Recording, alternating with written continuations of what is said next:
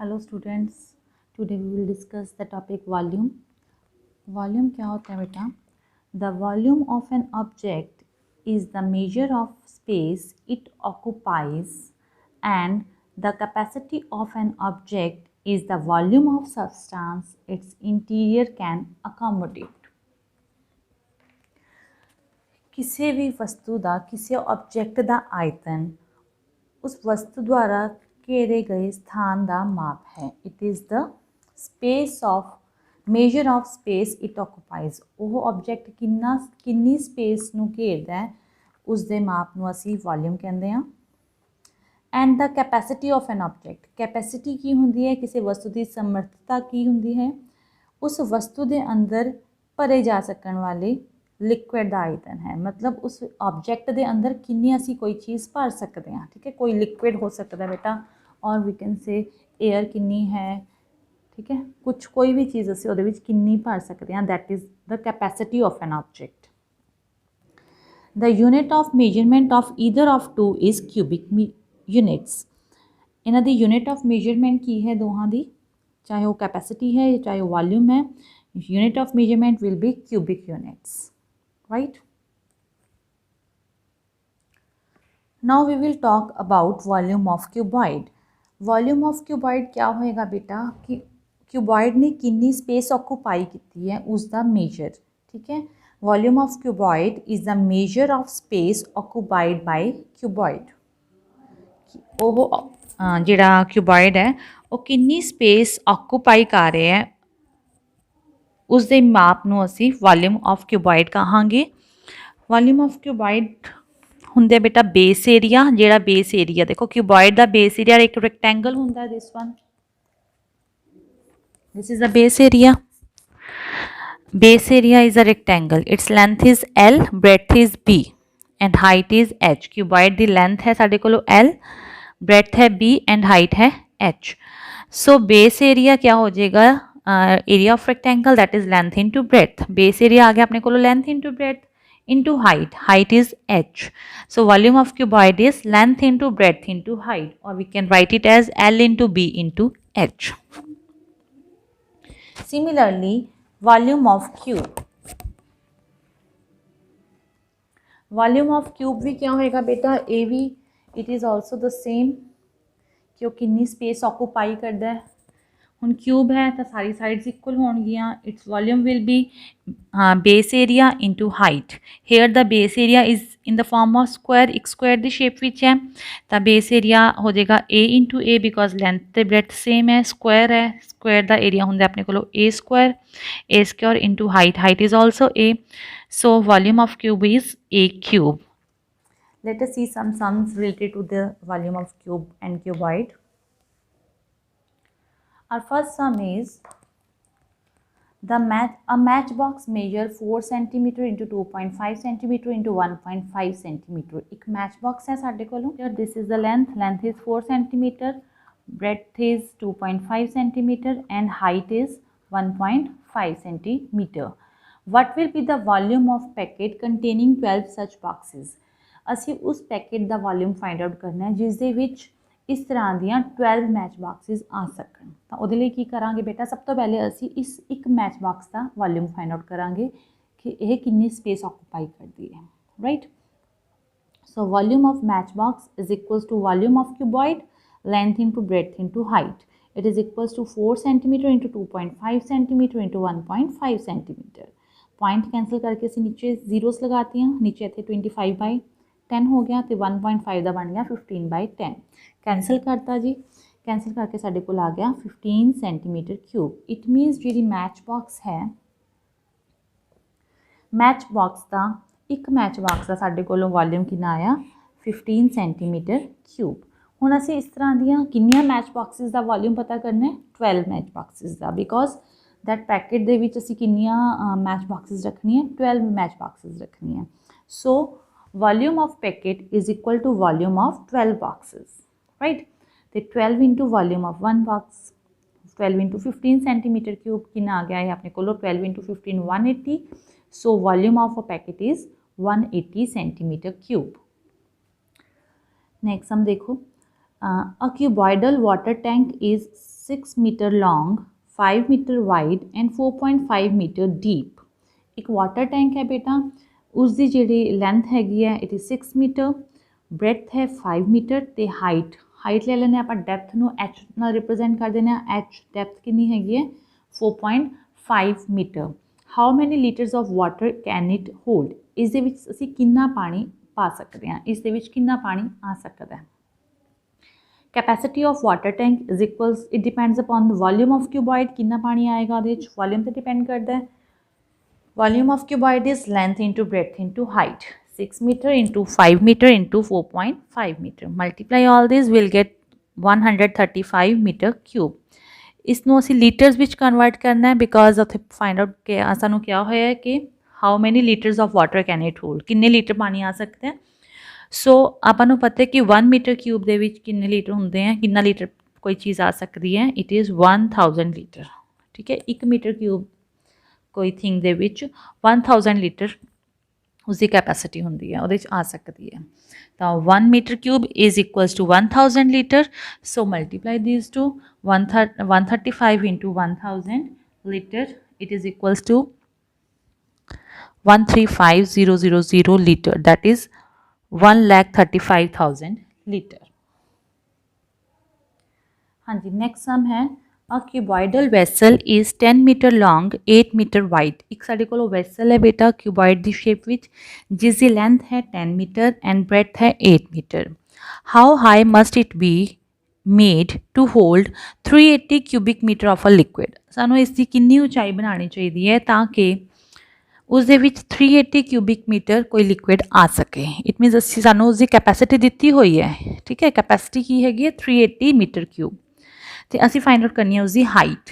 Right, तो volume of vessel is 380 metre cube, L into B into H is 380 metre cube, well L is 10 metre, B is 8 metre, H we want to find. इन्होंने दोनों इस तरफ ले आए की रह गया साढ़े को H is 380 metre cube upon 10 into 8, that is H is 4.75 meter. It means height of the vessel will be 4.75 meter. Right, next sum, question number 4.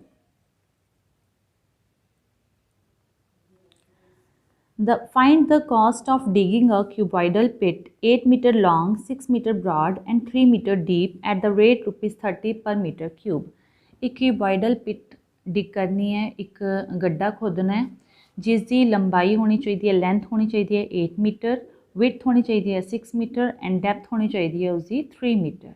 कितना इस मेजरमेंट का गड्ढा खोदन के लिए सानू कितना पे करना होएगा, क्या कॉस्ट होएगी, असी वो फाइंड आउट करनी है। अगर 1 मीटर क्यूब का रेट हैगा 30 रुपीज़। सब तो पहले असी फाइंड आउट करांगे उस पिट के volume. Volume of cuboidal pit is length into breadth into height 8 metre into 6 metre into 3 metre multiply कितना 144 metre cube. Now volume, if volume is 1 metre cube, cost of digging is 30 rupees. If volume is 144 metre cube, we want to find the cost of digging. ठीक है, cross multiply कितना 1 metre cube into question mark is equal to ₹30 into 144 metre cube. It means question mark का क्या आ गया, equals to question mark is equals to ₹4320। It means cost of digging the cuboidal pit is ₹4320। Next sum, the capacity of a cuboidal tank is 50,000 litres of water. Find the breadth of tank if its length and depth are respectively 2.5 meter and 10 meter. We have given length and depth of the cuboidal tank. It is 2.5 meter and 10 meter. We want to find its breadth and its capacity is given to be 50,000 liter. ठीक है, capacity बेटा volume ਦੇ equally ਹੁੰਦੀ है, so it is equals to L into B into H। 50,000 litre ਨੂੰ ਅਸੀਂ metre cube convert किया 1000 ਨਾਲ डिवाइड करके, it is 50 metre cube. L की वैल्यू सबस्टिट्यूट की 2.5 metre, breadth is B, height is 10 metre is equals to 50,000 litre ਨੂੰ ਅਸੀਂ convert करता मीटर क्यूब ਦੇ ਵਿੱਚ 50 मीटर क्यूब। B ਨੂੰ इस साइड ਤੇ रख के बाकी टर्म्स दूसरी साइड ਤੇ ਲੈ गए, it is 50 metre cube upon 2.5 into 10। Point cancel करके ऊपर 10 आ गया, 10 ਨਾਲ 10 कैंसल हो गया, 25 ਤੇ 50 कैंसल आउट हो गए, 2 रह गया। So breadth is 2 metre, that it means breadth of the tank is 2 metre. ठीक है, next sum. A village having a population of 4,000 requires 150 liters of water per head per day. It has a tank measured 20 meter into 15 meter into 6 meter. For how many days will the water of this tank last? बेटा एक village की population है 4000, ਜਿਸ ਵਿੱਚ ਹਰ ਰੋਜ਼ ਹਰ ਇੱਕ person ਨੂੰ 150 ਲੀਟਰਸ water ਚਾਹੀਦਾ ਹੈ। ਉੱਥੇ ਇੱਕ ਟੈਂਕ ਹੈ ਜਿਹਦੀ ਕਿ ਟੈਂਕ ਦੀ ਸਾਨੂੰ ਡਾਇਮੈਂਸ਼ਨ ਗਿਵਨ ਹੈ, length breadth and height is given. ਹੁਣ ਇਹ ਦੱਸਣਾ ਹੈ ਕਿ ਟੈਂਕ ਵਿੱਚ ਜਿਹੜਾ ਪਾਣੀ ਹੈ ਉਹ ਕਿੰਨੇ ਦਿਨਾਂ ਤੱਕ ਰਹਿ ਸਕਦਾ ਹੈ, ਮਤਲਬ ਉਹ ਕਿੰਨੇ ਦਿਨ ਤੱਕ ਅਸੀਂ ਉਸ ਪਾਣੀ ਨੂੰ ਕੰਜ਼ਿਊਮ ਕਰ ਸਕਦੇ ਹਾਂ। ਸਭ ਤੋਂ ਪਹਿਲੇ ਅਸੀਂ ਕੈਪੈਸਿਟੀ ਫਾਈਂਡ ਆਊਟ ਕਰਾਂਗੇ ਟੈਂਕ ਦੀ, ਕਿ ਟੈਂਕ ਵਿੱਚ ਕਿੰਨਾ ਪਾਣੀ ਆ ਸਕਦਾ ਹੈ। Here L is 20 metre, breadth is 15 meter and height is 6 meter. Capacity of tank is L into B into H, that is 20 into 15 into 6 meter cube. It is 800 meter cube. Now population of village कितनी है? Population है 4000 ਤੇ water consumed by one person in a day, एक person द्वारा एक दिन च कितना पानी यूज ਹੁੰਦਾ है 150 लीटर। ਤਾਂ 4000 ਪਰਸਨਸ ਦੁਆਰਾ ਇੱਕ ਦਿਨ 'ਚ ਕਿੰਨਾ ਪਾਣੀ ਯੂਜ਼ ਹੋਏਗਾ, ਮਲਟੀਪਲਾਈ ਕਰ ਦਾਂਗੇ ਅਸੀਂ 4000 ਨੂੰ 150 ਲੀਟਰ ਦੇ ਨਾਲ। ਸੋ ਤੇ ਇਸ ਨੂੰ ਫਿਰ ਕਨਵਰਟ ਕਰਤਾ ਆਪਾਂ ਨੇ ਮੀਟਰ ਕਿਊਬਸ ਦੇ ਵਿੱਚ, ਆਪਣੇ ਕੋਲ ਆ ਗਿਆ 600 ਮੀਟਰ ਕਿਊਬ। ਹੁਣ ਅਸੀਂ ਦੇਖੋ ਇੱਕ ਦਿਨ 'ਚ ਉਹਨਾਂ ਨੂੰ ਇੰਨਾ ਪਾਣੀ ਚਾਹੀਦਾ ਹੈ, 600 ਮੀਟਰ ਕਿਊਬ ਇੱਕ ਦਿਨ ਵਾਸਤੇ ਪਾਣੀ ਚਾਹੀਦਾ ਉਸ ਵਿਲੇਜ ਦੇ ਵਿੱਚ। ਤੇ ਅਸੀਂ ਪਤਾ ਕਰਨਾ ਹੈ ਕਿ ਜਿਹੜਾ ਟੈਂਕ ਵਿੱਚ ਪਾਣੀ ਹੈ ਉਹ ਕਿੰਨੇ ਦਿਨ ਲਈ ਕਿੰਨੇ ਦਿਨ ਰਹਿ ਸਕਦਾ ਹੈ, ਮਤਲਬ ਸਾਨੂੰ number of days find out ਕਰਨੇ ਹੈ ਕਿ ਕਿੰਨੇ ਦਿਨਾਂ ਤੱਕ ਪਾਣੀ ਯੂਜ਼ ਕਰ ਸਕਦੇ ਹਾਂ ਉਹ, ਕਿ ਕਿੰਨੇ ਦਿਨਾਂ ਤੱਕ ਉਹਨਾਂ ਲਈ ਪਾਣੀ ਉਹ ਸਫੀਸ਼ੀਐਂਟ ਹੈ। Required number of days is equals to volume of tank upon water consumed in one day. Volume of tank is 1800 meter cube and water consumed in one day is 600 meter cube. So cancel करके आ गया साढ़े कोलों 3। It मीनस जो tank विच पानी है वह 3 दिन लिए यूज़ हो सकता है, 3 दिन लिए वह पानी सफिशेंट है। Clear. Next sum. A godown measures 40 meter into 25 meter into 10 meter. एक godown का measurement दिता होया है। Find the maximum number of wooden crates each measuring 1.5 meter into 1.25 meter into 0.5 meter that can be stored in the godown. इस godown च किन्ने असी wooden crates रख सकते हैं इस measure ते। ठीक है, तो सब तो पहले असी godown दी volume ते एक wooden crate दी volume find out करांगे।